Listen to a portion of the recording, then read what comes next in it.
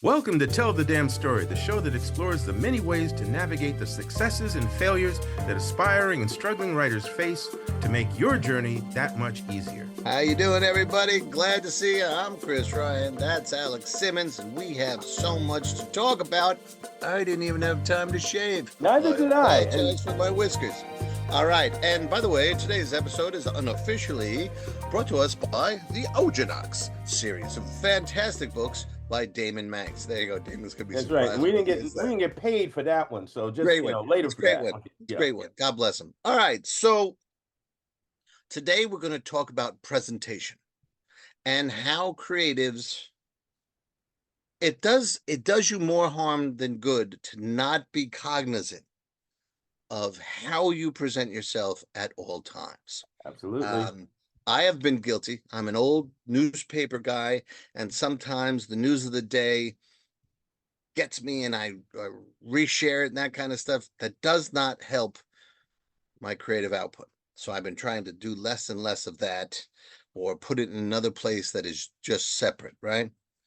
So we want to talk about presentation, how we present ourselves, or how things are being presented, so that you can think about how you would present yourselves. Okay? And let me just support you on that by saying, Yes, I just had a lengthy discussion with a number of my students just this past week on the very point.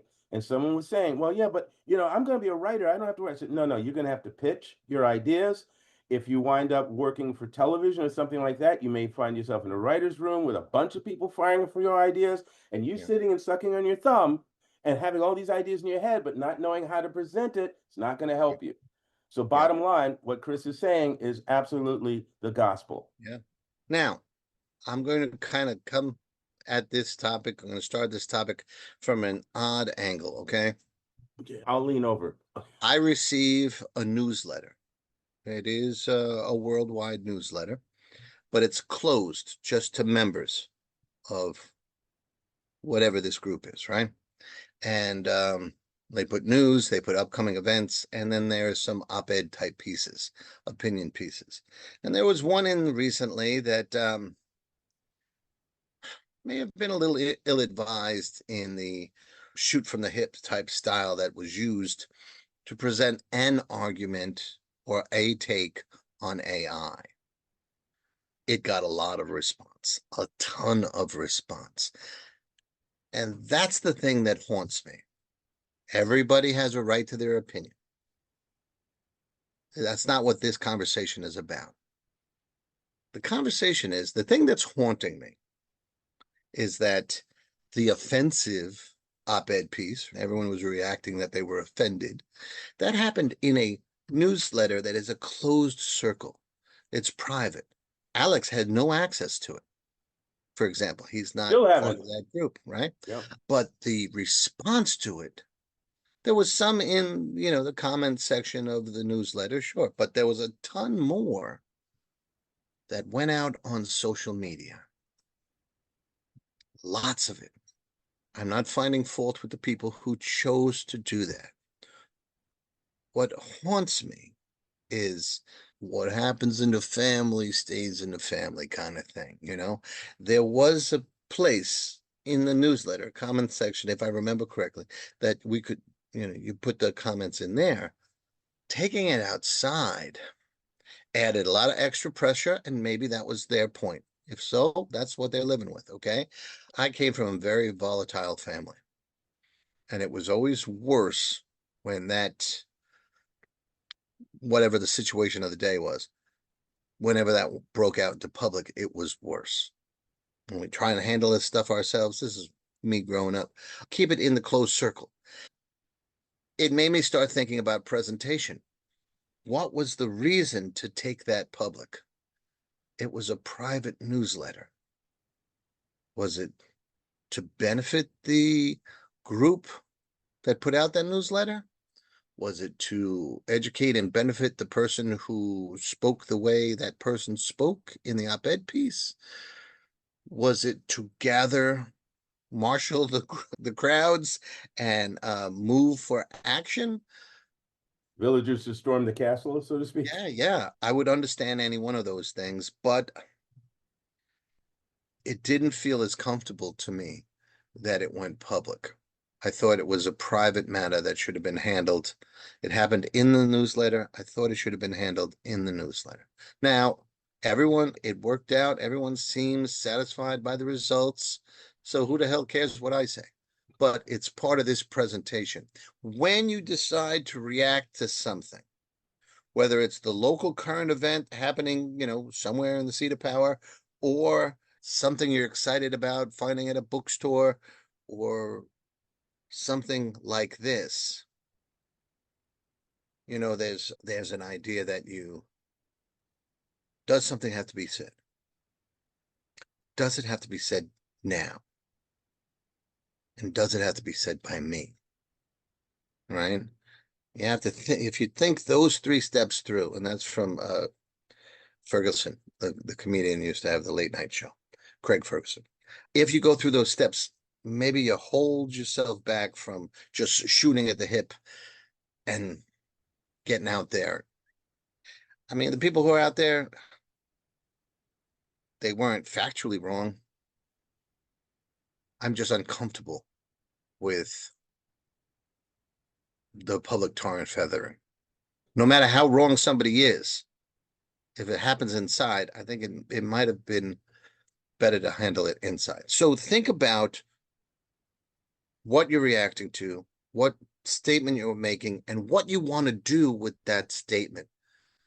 Then go ahead and figure out where it best should be made.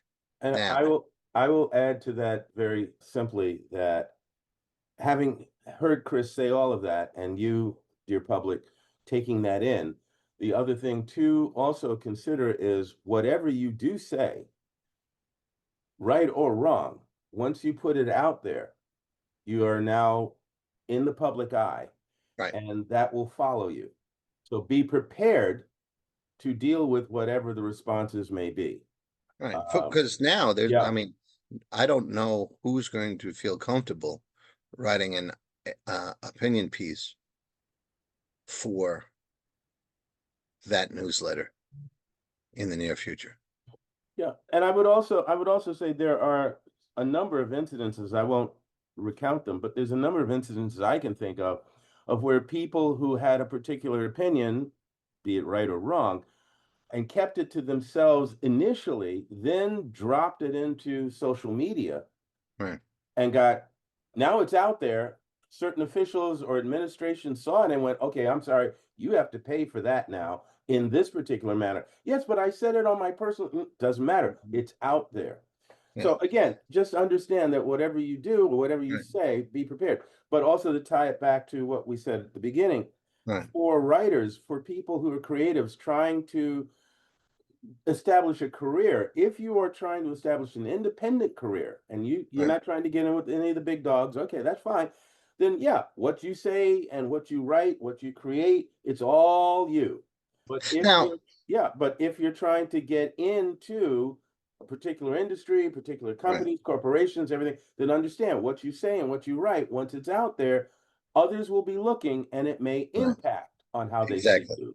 One way or the other, it will. Yeah. Yeah. I'll give an example. Yesterday, I put a fairly ridiculous video out, and I will admit now to all of you that it was a bit calculated. Okay. I'm trying to put out Soul Scream Anthology issue 8. Madness Takes Its Toll. And this one was a challenge to get everything right and get all the editing correct and all that stuff. And I did.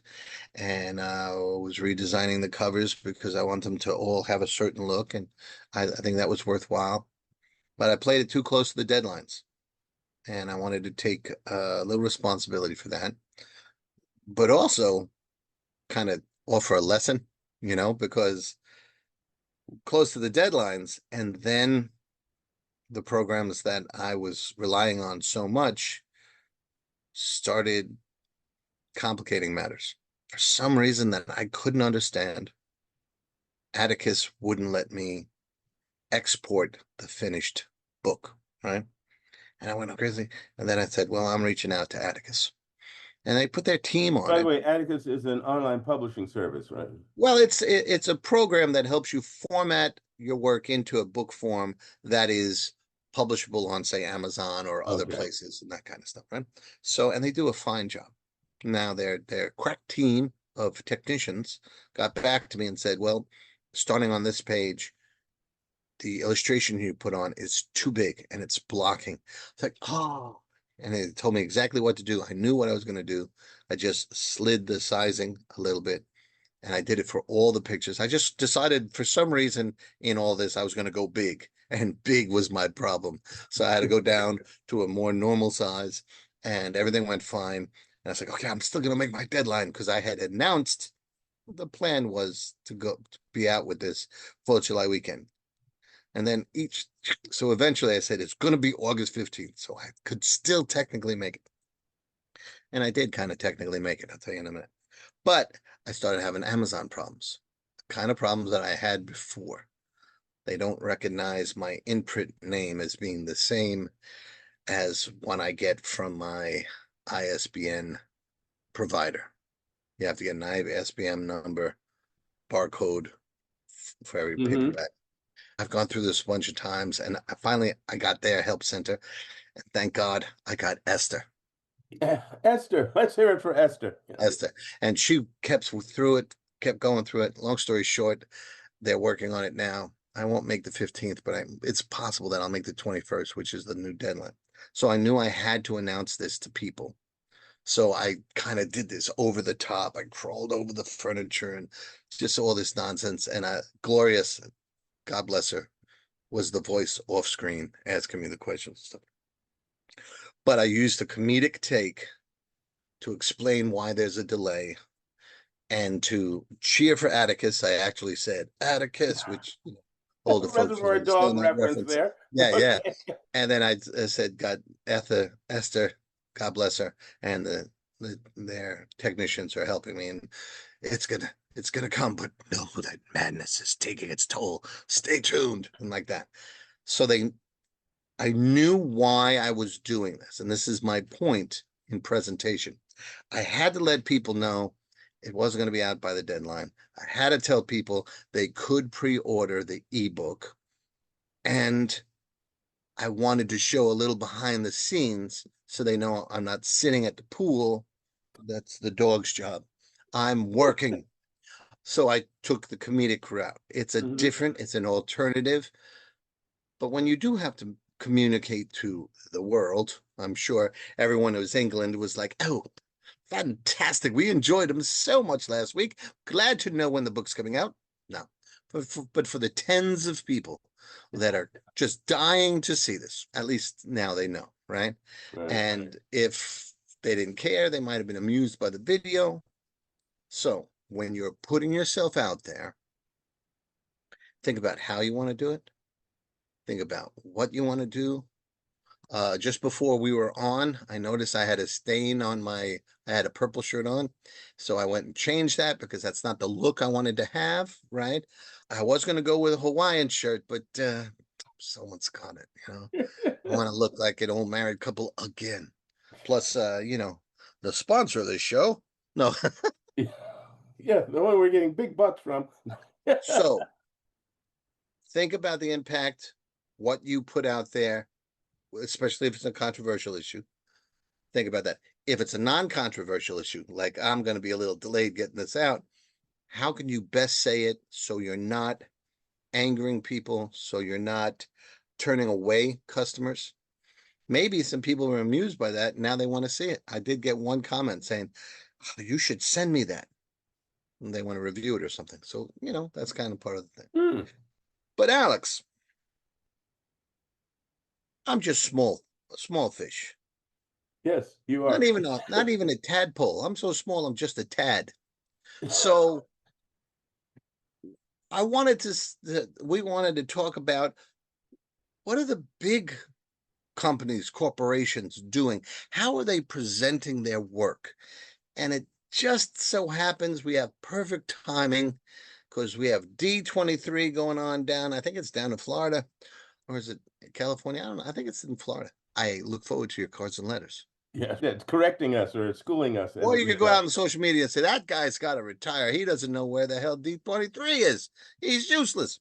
In any event, there were 3 different trailers put out, and someone who's not a D23, we'll call them DC, they put out the first 5 minutes of another show that is coming. Matter of fact, it's airing the same day this will be airing. What a competition that will be. Tell a Damn Story podcast versus Lanterns. I don't know who'll get more viewers. Stay tuned. So we wanted to talk about how Lanterns is presented. Avengers Doomsday put out a Doom-centric trailer that kind of changes the game. Vision Quest, which is coming out in, I think it's October. And then maybe if we have time, we'll talk a little bit about Ahsoka. It's easy for you to say. We could spend a minute on her now.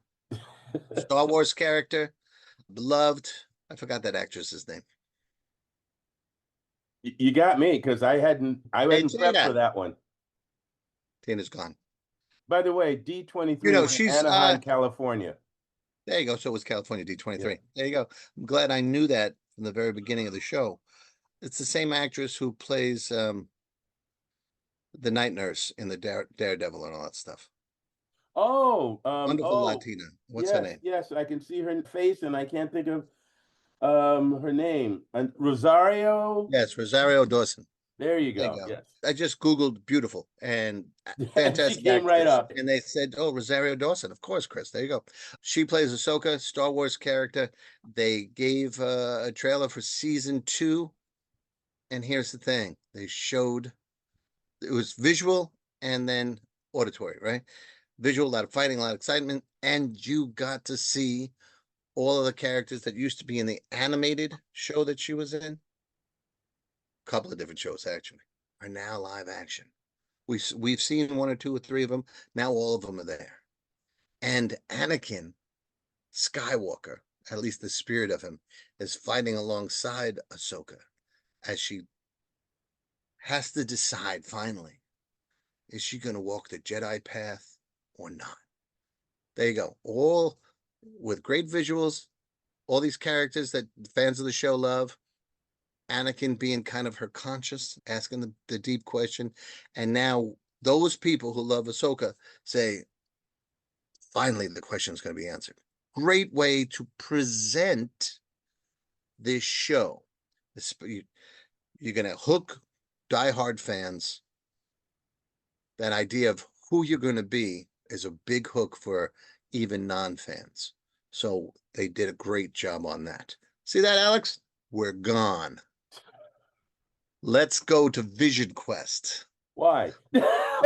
because it's just about on the same, maybe a little higher in maybe not, maybe a little higher than Ahsoka, if not on the same side. Okay, so it's going to be television. It's not right. That's another thing. It's television. Right. So this is being marketed as the end of the trilogy, which is the Wanda Maximoff's The Scarlet Witch and the Vision, their whole relationship and all that started in WandaVision. Then there was Agatha All Along was kind of a sequel to that, thematically at least. And this will bring it to its conclusion. And it might be a tie-in to Doomsday. It's potential, but that wasn't confirmed there. What was confirmed was that the Vision is also going to be searching for who he is in these days and what is real and what's not. It's amazing that a story that started 7 years ago, 5 to 7 years ago, when none of the current events were happening, would now be, without being political, would be timely. What's real and what's not. What do you believe and what not to believe? Yeah. And as a fan of Vision, since I was about 7 or 8 years old, I love that Ultron is also in this show as both a guide, a mentor, and an enemy. Fascinating mix. It's in 30 seconds, it showed action, great visuals, complexity, humor, and a potential to bring in one or two young characters who people have been screaming for. I So, would, I would, what would you say? I would also point out that, and again, this goes to a little bit of structural education here. Whenever we think about stories, and I'm sure all of you out there who are writers, creatives, you think about stories, you think about a beginning, middle, and an end. And I Right. know sometimes, especially with some of my clients and students, they say, well, the movie is a beginning, middle, and end. Right, yeah. But each scene is also has a beginning, middle, and end. And even when you're doing your presentations, when you're doing your trailers, you have to think of it that way. It has Mhm. three parts to it. We often talk about log lines, have three parts to it. I always call it the trilogy of C. It's character, conflict, cliffhanger. And I think that the trailer works very much the same way.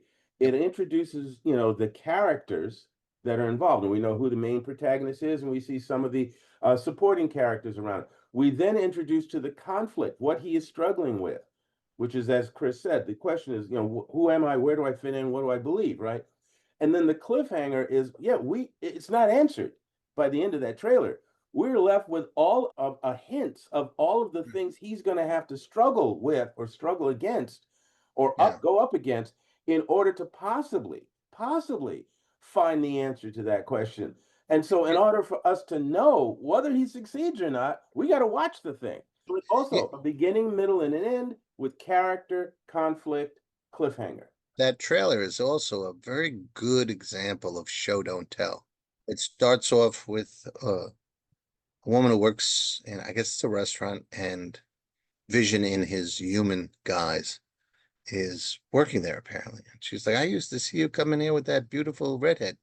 And he looks on one of the tables and they had carved in V and W, so visually you know who it is. Mm-hmm. And I'm not that person, but every conversation is about a relationship, but the subtext of all of it is, who is he?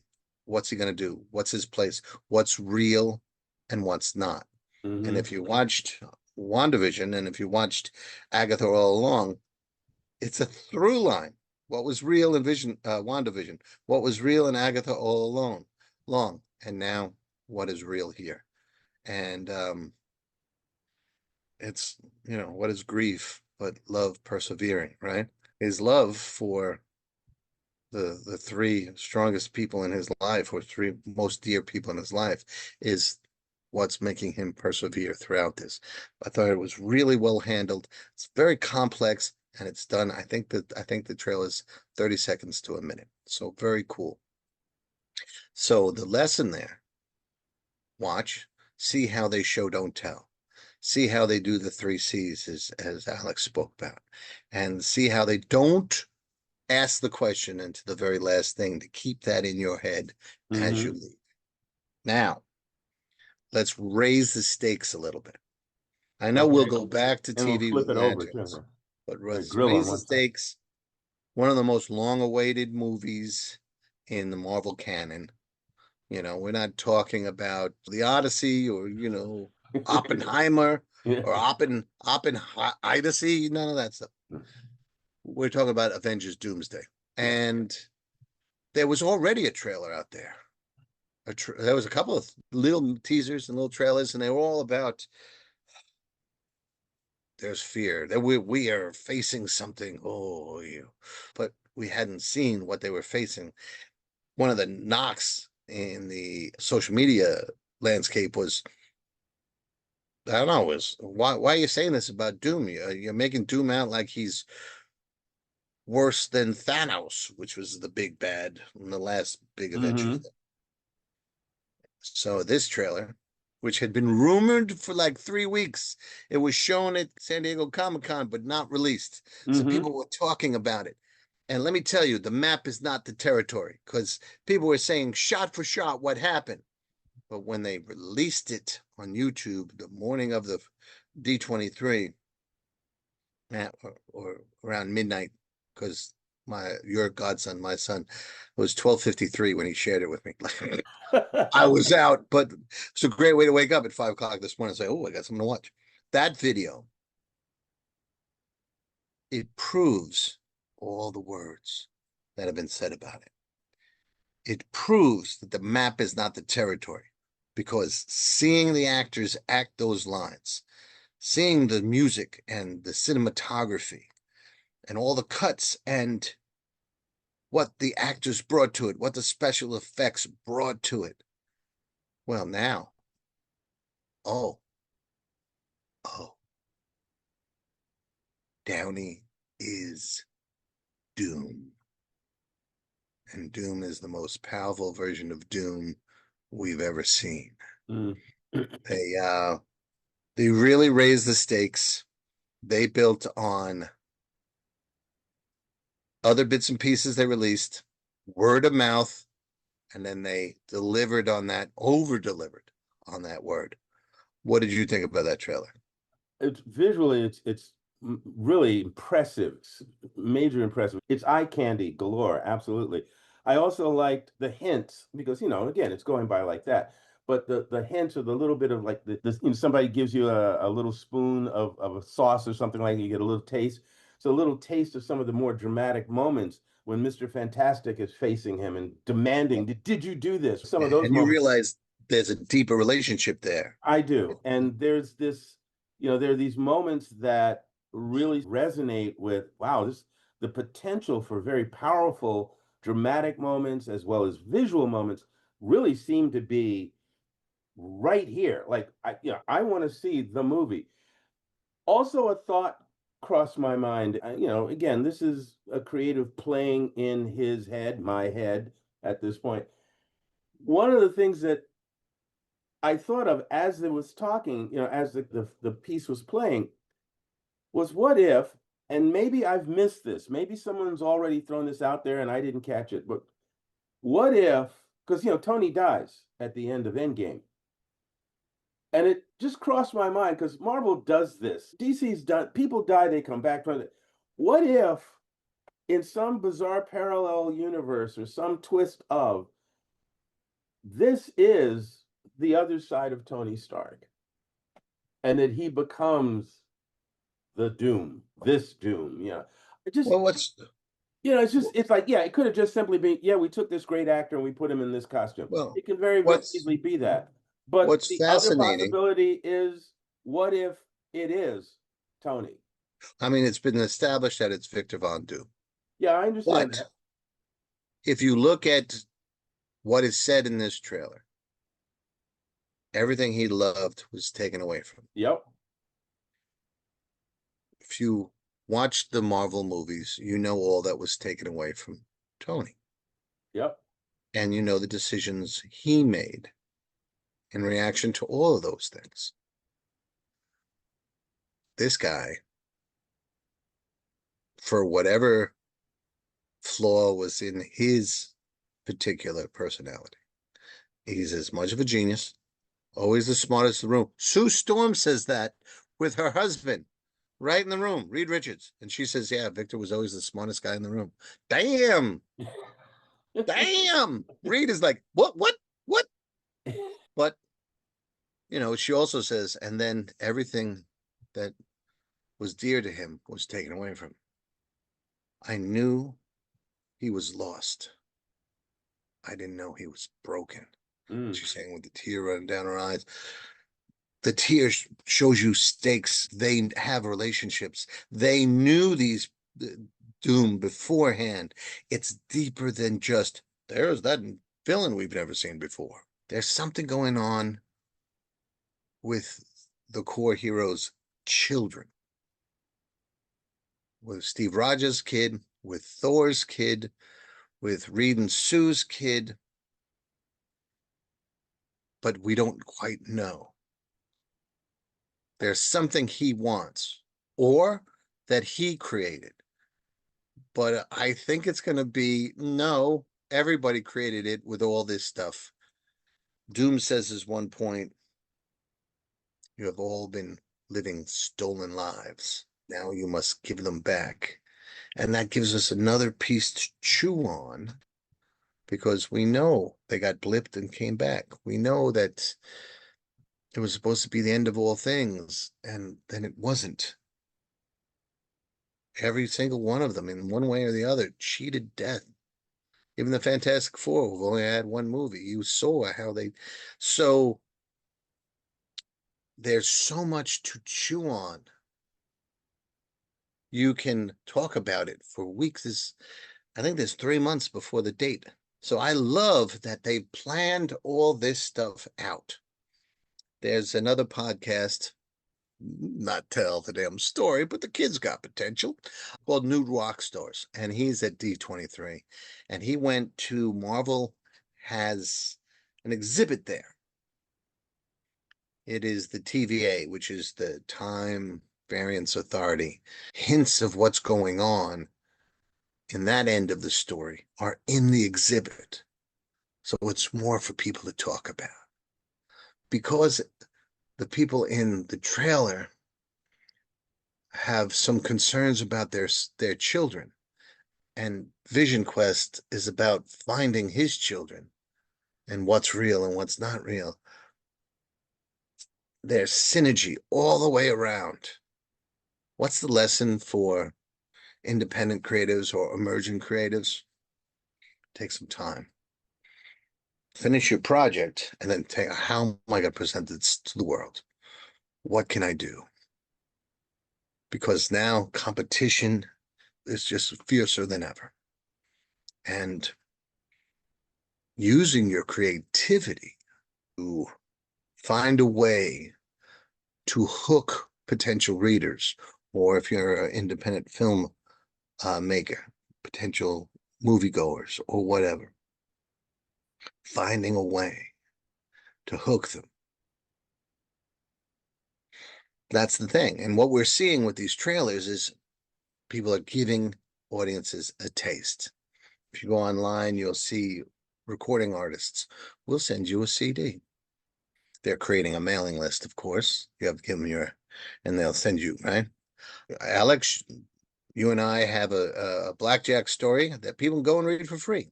I have a story from one of the Revenants that people can go and read for free. It's a free test. Go to my website, go to Alex's website. You can read a free story. And if you like it, here's the links to more. It's not dishonest.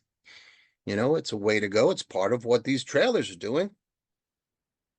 So you should give as much creative energy to how you get your message out there. At least a third, if not half as much energy as you do to creating that thing. When you've put the end, when you finish your piece, it's not the end for you, because you have to get the idea out there. You have to market it. You have to present how you present that and what you use. Remember, we started talking about an AI uproar, right? Because generative AI is shunned upon by all creatives, except the ones who use it. Big exactly. companies, right? But for people at our level, you know, it could hurt you right now, and this place at this time. It could hurt your career to just go all AI with your marketing, because that's generative, or your cover, because that's generative AI. So you have to find other ways to do that and still present. I find that presenting even this face with an honest expression of my personality works better than just here's a free chapter or this or that. You got to figure out what works. Just so that we don't leave the back door unlocked here and the key to the castle in the door. What Chris just said, I agree with to a certain extent, but I will also be transparent and say that I have used generative AI on some of the projects that I've worked on. We've agreed not to use it on Tell the Damn Story, but it's, there are certain aspects of the AI experience that I have been exploring for promotion and things like that, because I need to look at that for myself. But And Tim Fielder, our friend Tim Fielder, has gone further into it. Yeah, and we did in May, in spring, we did a panel in Philadelphia at the ECBAC, the East Coast Black Age of Comics Convention. We did a panel on AI, and there was another artist, sitting right next to me, who is an illustrator who started out absolutely against it, but has also found some ways of augmenting some of his work. So as Chris pointed out at that panel and has continued to say, and many people are hopefully starting to get on that train, is we need to be looking at what are the ethical ways, if any, to utilize this particular technology. And if you don't want to use it, fine.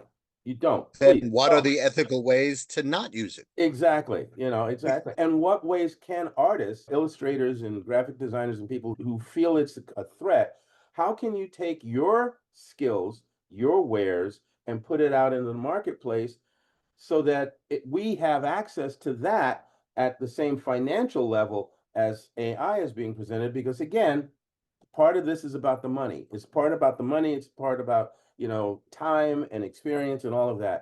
There's a lot of things to be worked out, and we do need to have more discussions about this. But as I said, I just wanted to say that so I didn't have Right people going, now, well, wait a minute. I know Alex is, and Chris said that you guys don't do. No. Chris is right, and I'm being clear about where I stand with it. yes. And it is part of the decision-making process you're going to have to go through when you're deciding how to present your material. Exactly. Now, we're going to end off not so much with marketing, but with, are you sure the message you're sending is the message people will receive? And we're going to use Lanterns, right? DC Lanterns put out the first 5 minutes of its first episode as an interesting marketing ploy. It would be like me putting the first chapter of my book or you, right? Absolutely. And we've done that. So we want to talk about that as the last piece of this presentation. Yes. Let's talk about that. Alex and I we've been Lantern fans since we had hair. Yeah. Well, since he had hair and since mine was not gray. That's right. Long time fans, and we're looking forward to this. Yep. And we are excited about this. So we don't want anyone to say, oh, you're a hater, you're a Marvel shill. Nope, not at all. Not at all. The first 5 minutes were really intriguing. I can't wait till Sunday. And you're going to be seeing, if you're seeing this Sunday morning, then it's just a few hours from now.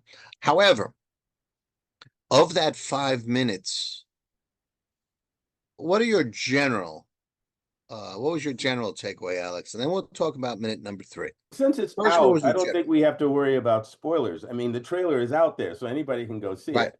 Right. So here's the reality. You get a nice setup of a young black boy.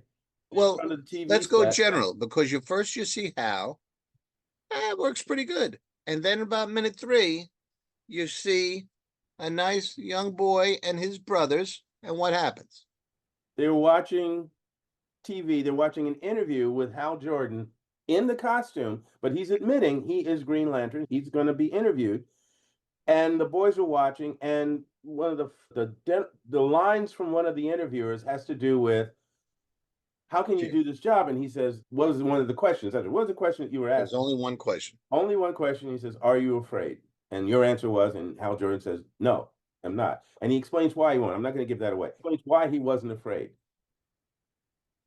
TV set goes off as the young boy's black father arrives home.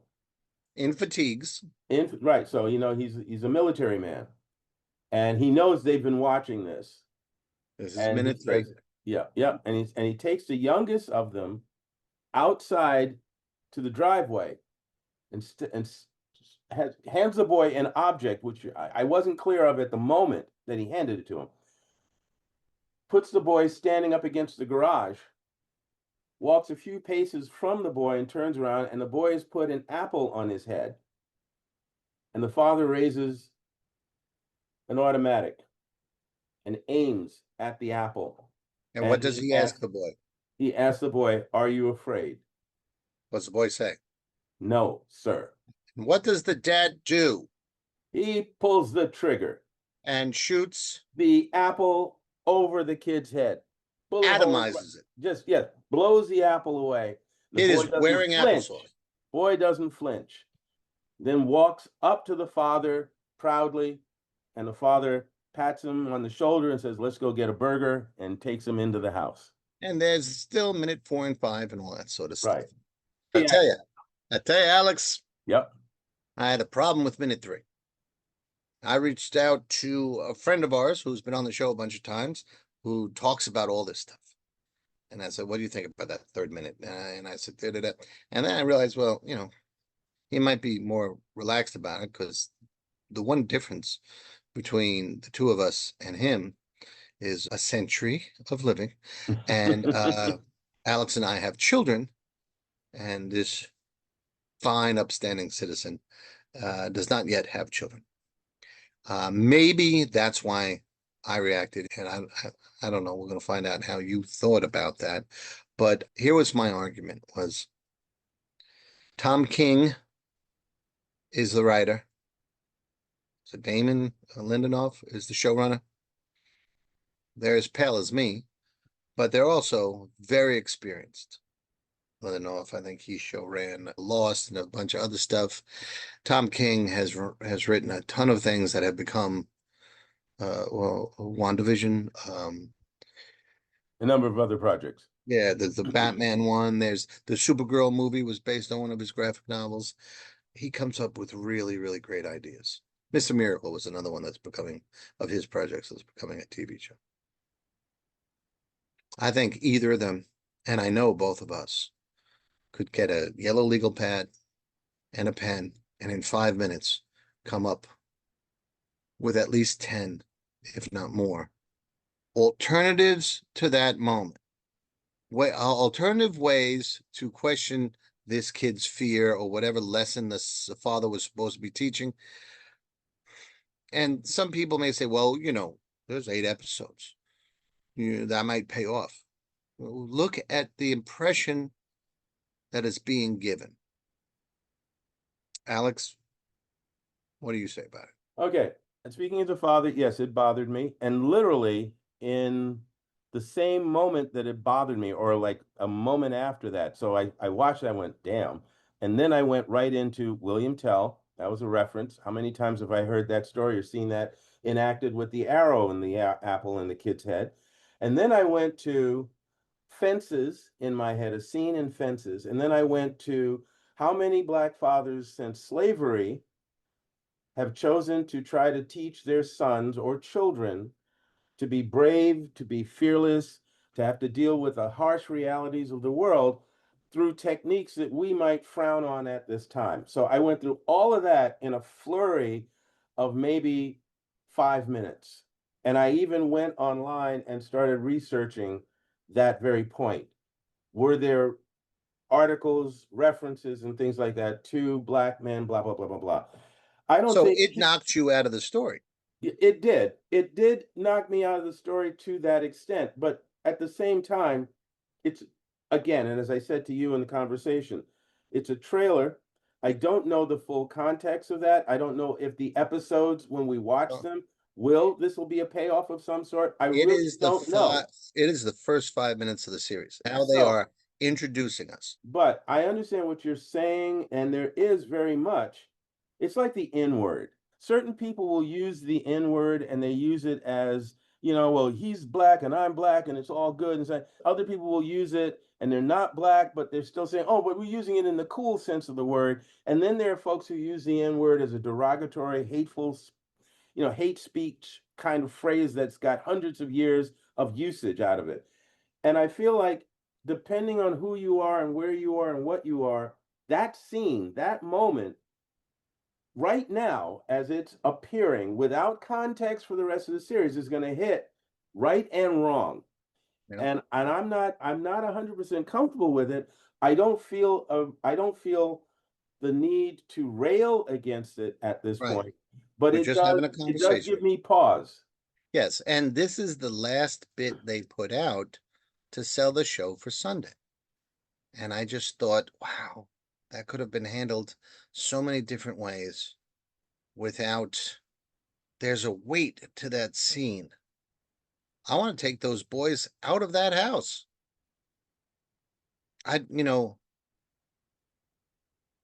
Maybe I don't get to talk about that. Maybe Again, not. But It's your reaction. It's your reaction right, to it, and that's that, and you own that. it came into my house. Yep. They want my viewership. So I think that gives me a little license to say, well, here. But I I found myself racking my brain for how would that be justified? I gotta make you tough so you can handle the world. So I'm going to shoot an apple off your head. I was, Let me do this. And again, I'm not defending that thing, but let me just remind you of something. And this is not myth, this is not legend. I've been to Africa. I've spoken to people who still do that at that point, 1991, still did it in those days. did what? Young boys at a certain point, depending on the nation they belong to, indigenous people, are given a spear and little else and sent out into the wild. They're like 13, 14 years old, and their whole thing is to take on beast, some huge beast, solo. That's not a thing I would ever do with my sons. No, but they don't say that's true. And they also don't say, well, all right, you've never hunted before, you've never seen hunting before. Go in blind. Again, we don't know what the lead up preparation is to that. Have they gone with their father on tracks and things like that? Has the father shown them things? I don't know. And with this thing, we don't know any context to it. I am not saying that the scene didn't bother me. I am not saying the scene shouldn't have bothered you. I'm saying that there's precedence for that kind of behavior, and yet I want to know more. So Let's right bring it. now I want to know, how does this tie into the rest of the story, or was this a gimmick So or a bad moment? that's interesting. And it brings us back to the theme for this episode, which is presentation. Now, Alex is saying, well, this might pay off. I'm saying it threw me out of the story, and that's always a big sin for me because I was thinking of the kids' welfare. I was thinking, Yeah. if this is a heroic dad, if this is a responsible dad, it's kind of an odd way to establish him. It seemed like a standard behavior. No one seemed surprised when he said, come Yeah. on outside. Yeah. And it just raised so many questions. What's the neighbors say? Oh, he's shooting an apple off the kid's head again. He's done it with all the boys. And look at them. They're fine Yeah. boys. Yeah. They're fantastic boys. We don't know. I'm not And sure we what won't know until state we see that the is. series. It's got to be, I think it was a 60-minute show. So it's got to be the last 20, 30, 40 years, right? So if he's a young man in this show in 2026, it has to be the 80s, the 90s. Oh, no, It's probably. the 80s, I think, isn't it? No, Well, it said 2000 something. yeah, so it's got to be this century. Yeah. Well, I'd like to know what state of America, because they were clearly American, what state is that legal? Again, as you said, it took you out of the story. I think, as we've said, there's no context for us right now. But Wait the point and see. is, We'll wait and see. the point is, this is these 5 minutes were the last things they did to draw us in. Yeah. It didn't, And they may have lost I you. do want to see, but I think it's a big risk. So Yeah. when you're preparing for what you're going to release to hook people into your creative endeavors, you got to ask yourself what's included in the content. Will it hook? If it's controversial, is that a controversy that you want to spark to try and goose sales? Because that is a tried and true method. But we'll see. Alex and I slightly disagree with whether or not that was a successful moment. We'll see Sunday night, hopefully. But it does help us draw the final point, that every aspect of what you put out helps present you as a viable choice to the audience. I want to see more of what this person does. I don't. So don't be afraid. You'll never be a Green Lantern. Don't be frozen. Trust your creativity. Think it through. Plan it. Polish it. Rewrite as your friend. And then release it on a schedule so it can help build some kind of interest and hopefully sales. That's how you get those people out there to read your damn story. That's right. And thank you for listening to ours. And if you want to hear more of this, and believe me, we got more. Lots Please more. like and please And subscribe. There you go. And then share it to your friends, your neighbors, your grandma. We're about your grandma's age. Yeah. They're gonna say, grandma's gonna be saying, "Who's those two cuties? They're young, but I like them." Yeah, And that's maybe right. That's exactly the way she'll say subscribe to it. the show. She'll subscribe for a whole different reason. Yeah. See those girls? All Yeah, right. wait until you get our calendar issue. Okay. Oh, baby. Forget the firemen. It's the Tell the Damn Stories calendar. I'm only in October. Because public demand has said, Alex, 11 months of the year. Yeah, right. And on that note, everybody, take care. Until you see July. Fireworks. Have a good one. Love you. Take care. Bye-bye.